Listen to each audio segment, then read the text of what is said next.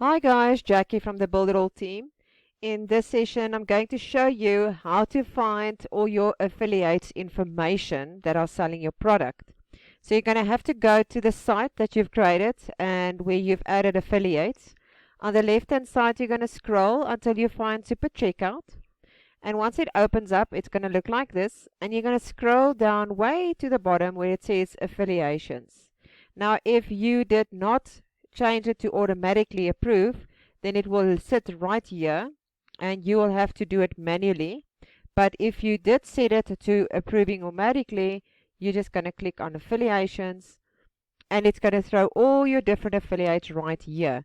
And depending on the levels that you've created, let's say Hank was the first affiliate, and you now have a second one that is signed up underneath Hank, that would be have a number 2 next to it. And you will see the difference there. So I'm just going to click on details so you can see what it looks like.